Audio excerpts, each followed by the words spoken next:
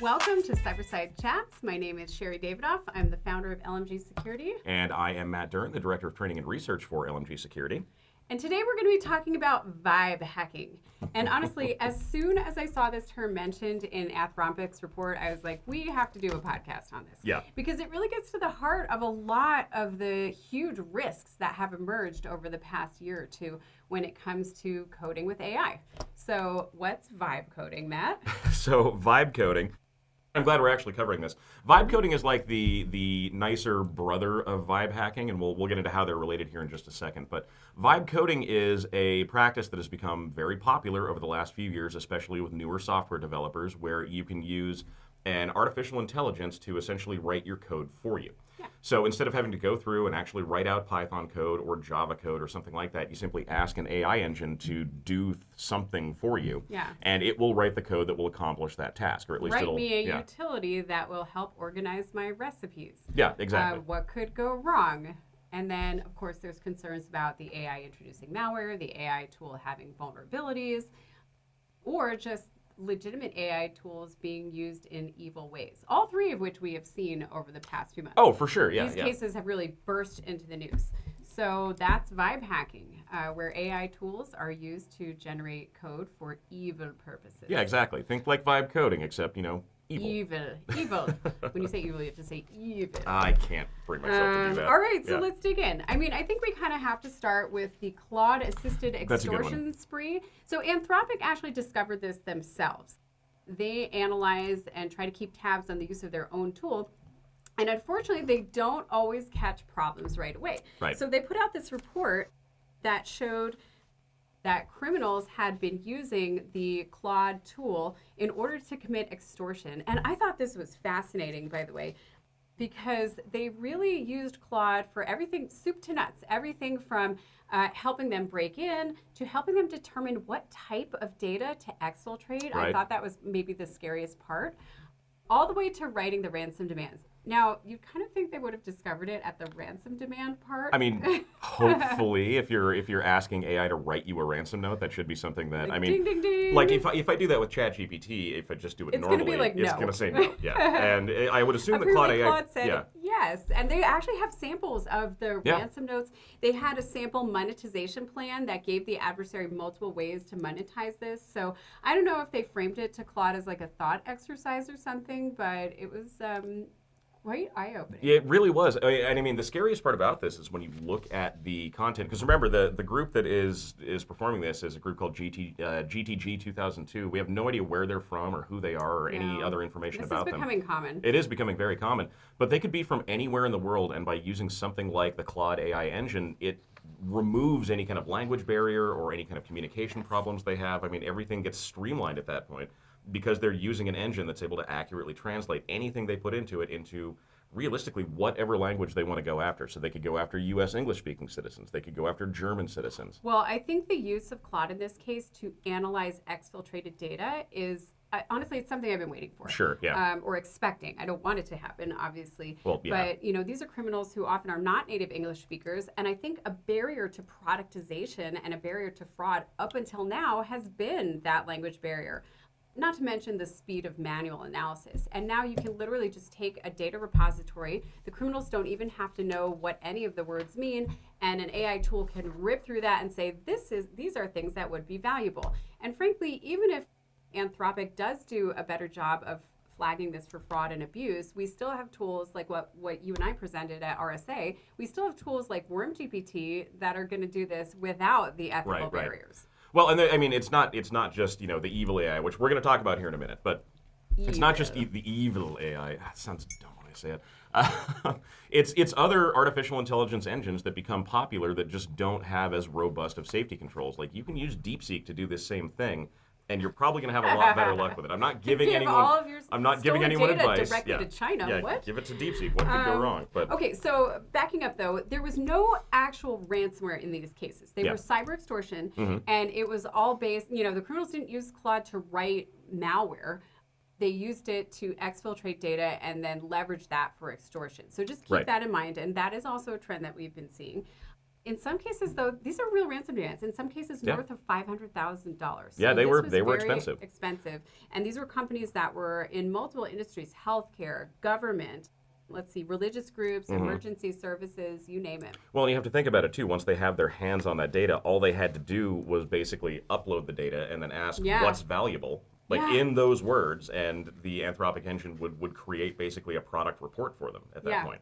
And like, how do you clean up after that? Like, if a hacker uploads all your data to like Worm GPT, in my mind, that's gone. That's gone. Yeah. You know, I'm not even sure it makes sense for any victim to pay a ransom after their data's been uploaded to an AI tool. But we'll see how that goes. I don't really believe in ransom payments after data's been stolen to begin with. Fair but enough. It's been a trend. It has been. So. Yeah. Okay. What do you want to talk about next? I mean, I think we should probably talk about Cursor. Does Oh, that seem like kind yes. of where you want to go with this one? I mean, I'm open. Yeah. So Yeah. tell us more. So, and this goes back into kind of the risk between vibe coding, where developers are using these AI tools to assist them with their own software development, especially like new software developers, and the way that these kind of tools can be hijacked and used for malicious purposes. And in the case of Cursor, they discovered that because of the kind of access that especially developers So have. Cursor, Yeah. by the way, is an Yeah. open source fork of VS Code. Sure, yes. So it's used by software developers. And I think the bad guys have figured out, like, if they can worm their way into the development ecosystem, they can really cause a lot of Yeah, damage. they absolutely can. And the way that Visual Studio Code or VS Code actually functions, I mean, oftentimes it'll operate in what we call a sandboxed environment. So it is intentionally designed to not have full access out to everything else on the network, but if you're developing software, you need things like SSH keys or API keys or Right. passwords or things like that. And if you're using something like like Cursor, which is an AI add-on, I mean, it makes mistakes the same way any other developer might. And we'll get more into detail on the mistakes that AI code generators make here, but it could include a hard-coded password in your code. Or in the case of Cursor, it could download something like a malicious package library, which would just steal all of that information from you in the first place. So now your keys are gone, your passwords are gone, all those are out the door. And the prevalence of hijacked open source like package platforms like NPM, we've seen billions Yeah. of downloads of hijacked NPM packages, and these things are in all kinds of different software. I mean, we've gone through multiple different times how frequently open source packages are used.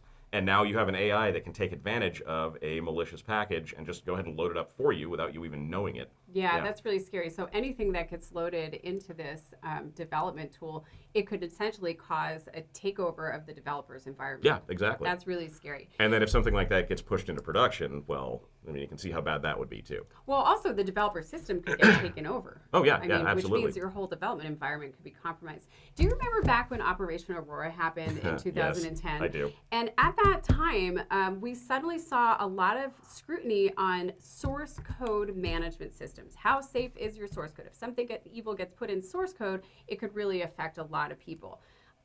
And I think this is today's blind spot when it comes to our technology supply chain. Instead of it just being the security of source code repos, it's the security of the tools that we use. Yeah. And I don't think there's a whole lot of regulation or scrutiny on AI code development software. Well, It's like, okay, if a developer wants to use it, fine. You may not even know. A lot of developers have extensive control over their own systems and can install random security, random tools.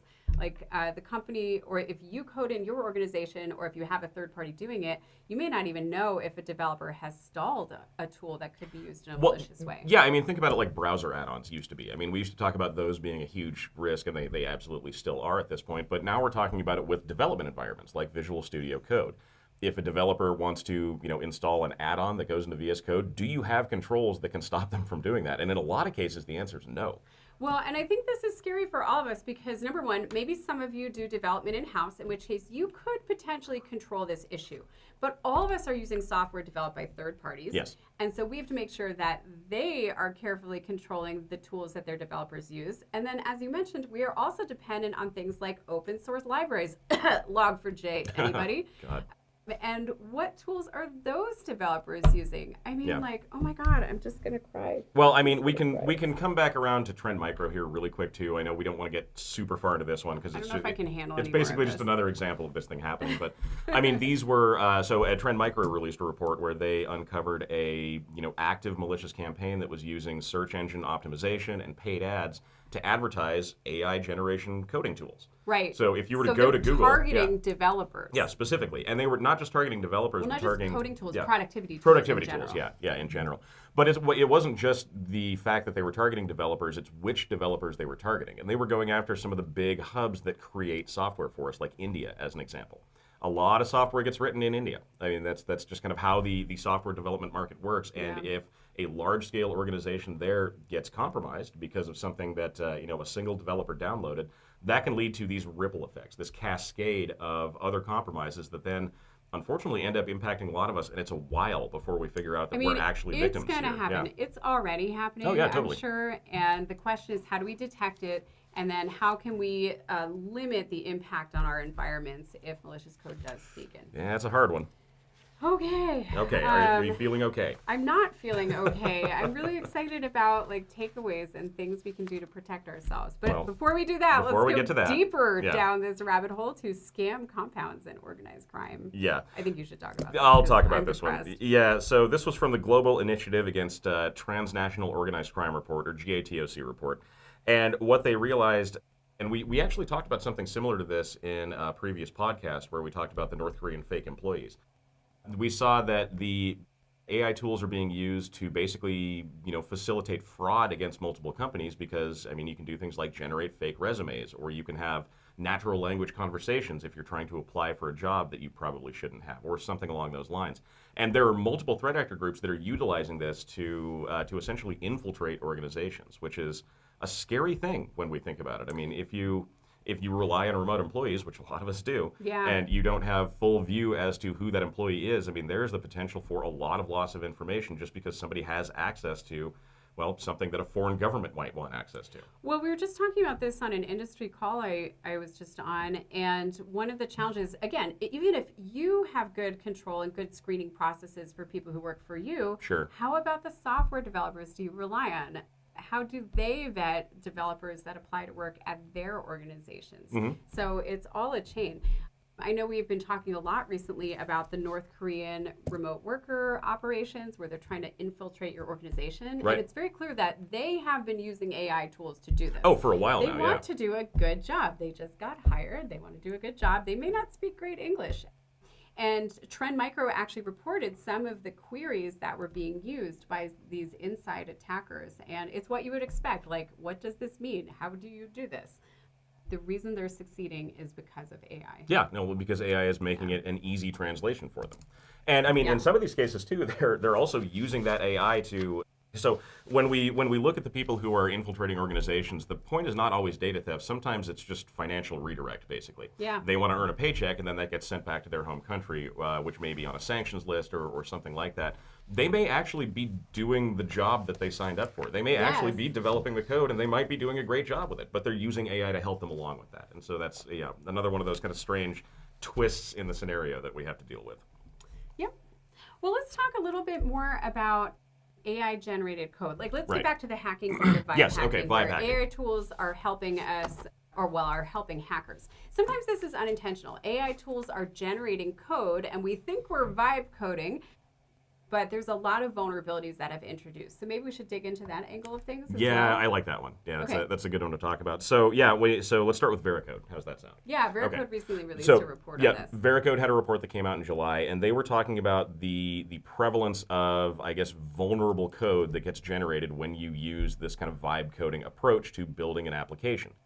Because we have to remember, when we're looking at AI that has been trained to write computer code, the code that they're using as their training data isn't perfect code. Right. It's not stuff that has been fully vetted. It's not stuff that is super secure. I mean, they're scraping like Stack Overflow and GitHub and the Can't same you places just tell that. it, Yeah. don't do this bad thing, and it'll listen? No, not really, because it might not know. It might not know Okay. at that point, based on its training, that thing is bad. See, I That's think a just where it lot of us goes. assume AI is better at this than humans, and It- it sounds like they're actually learning from humans and introducing vulnerabilities.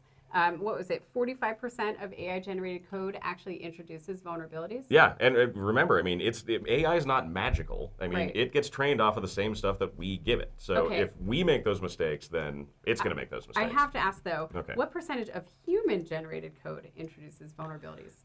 I mean, Is it more or less? it's less. Really? When we look at a study, and I Go think it was humans! That's better than I expected.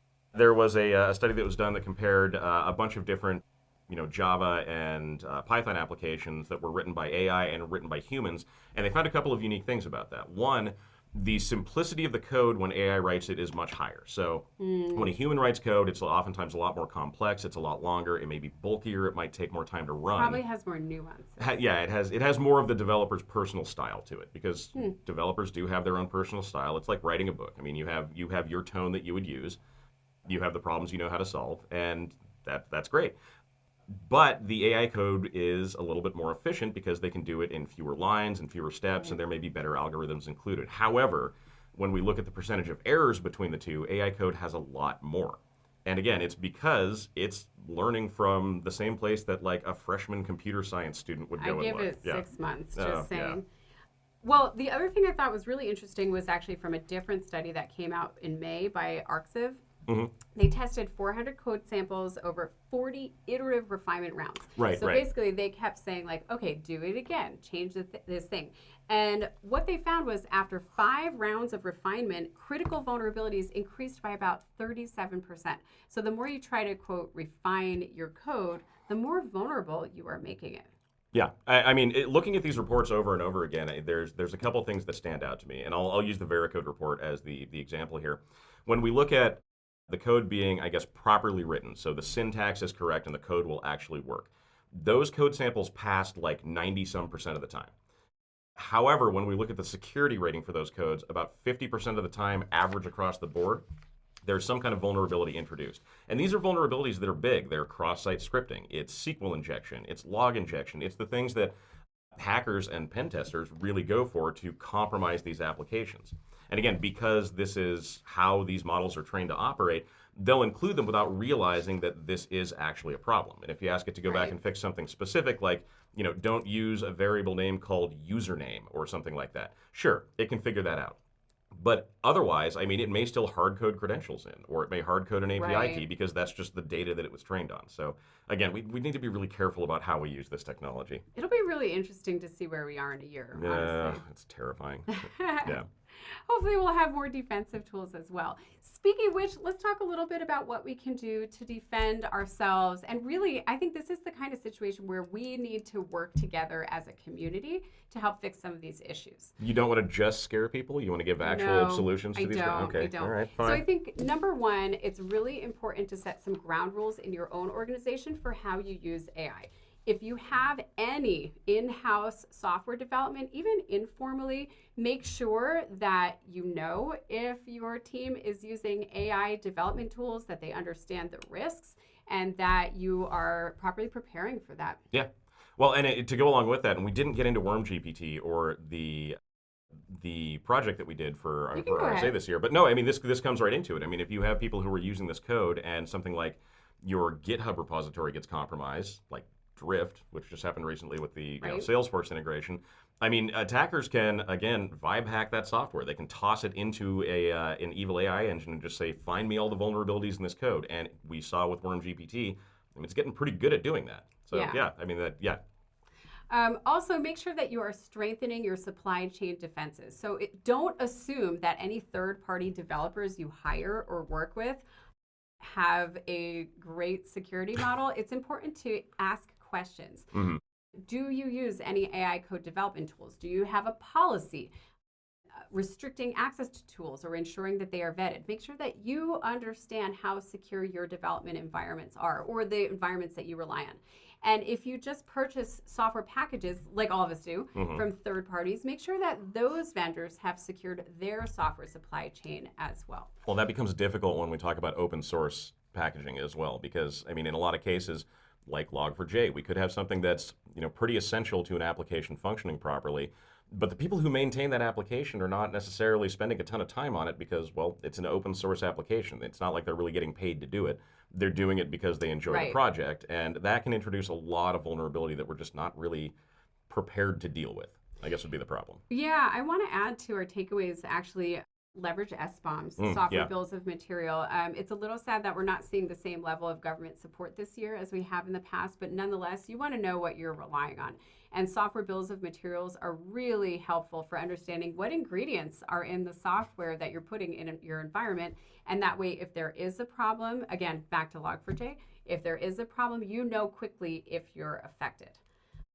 Yeah. Also, it's important to treat your endpoints like crown jewels, especially if you do any kind of development. But really, you want to restrict what apps Yeah. people can install on their environment.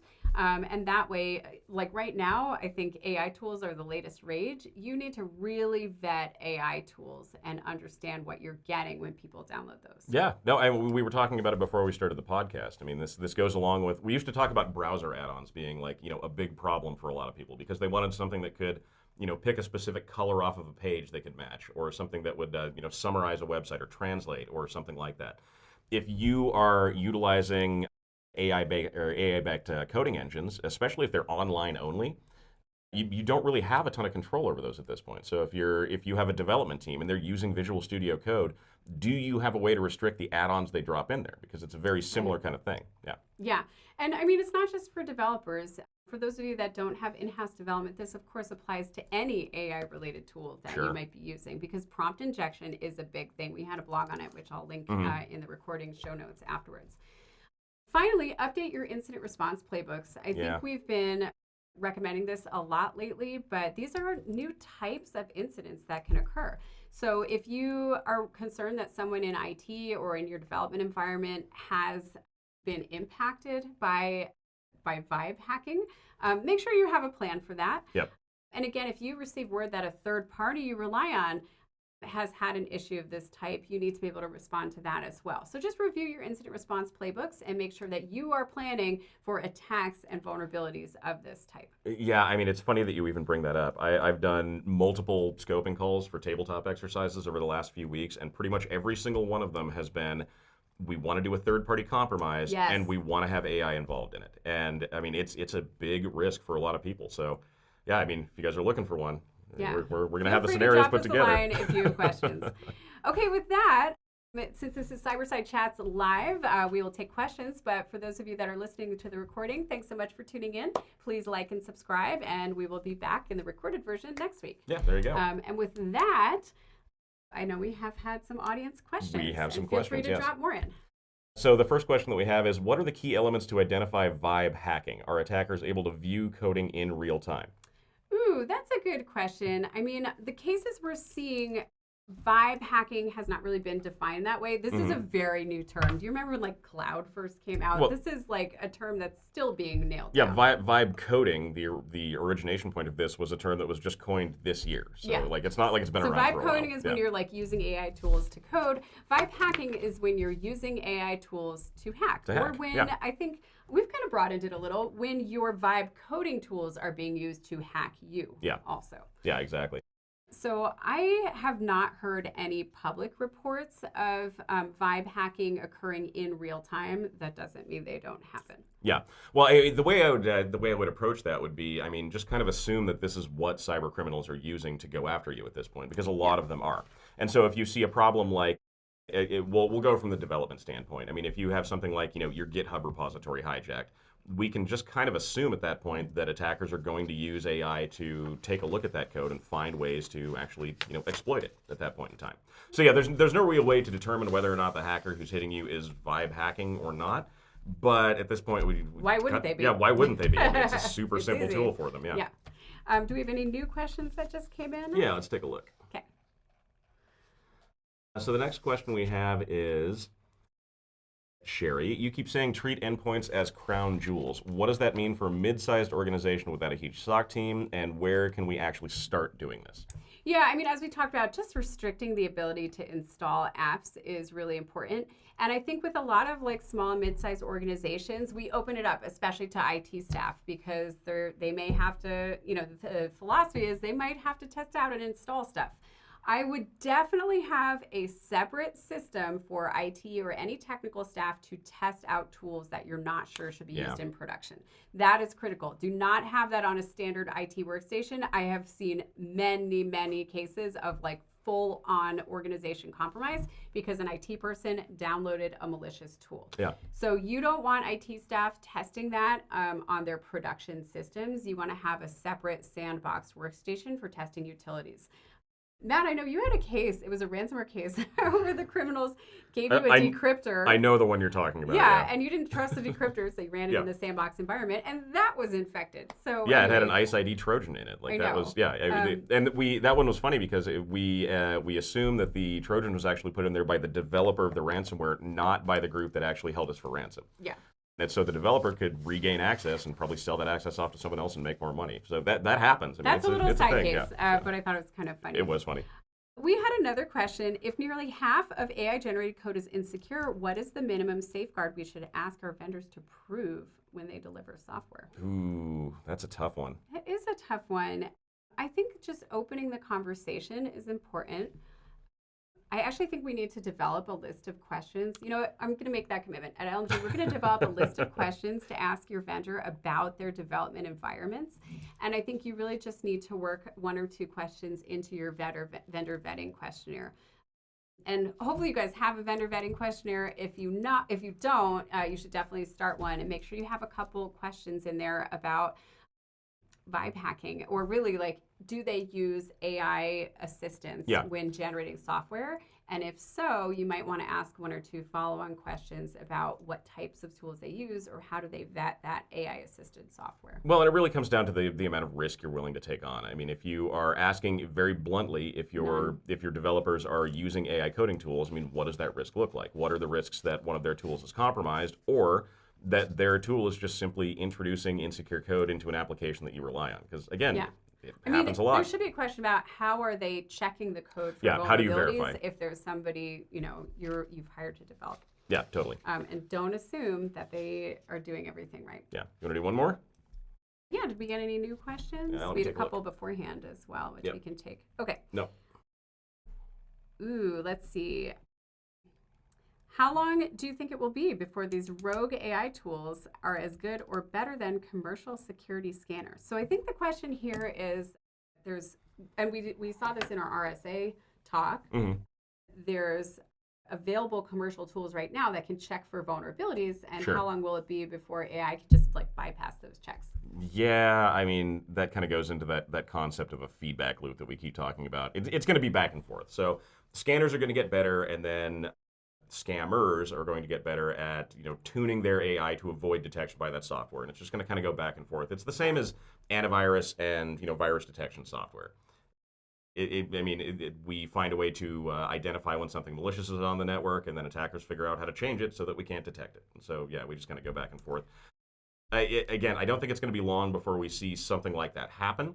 But ideally, the industry will pivot at that point and make it so that that specific problem goes away. And that's just kind of how I see it. It's an evolving threat. Yeah, new environment. Okay. All right, everybody. Well, thank you so much for tuning in today. Again, please like and subscribe. Great to see some familiar names and faces out there, and we will see you soon.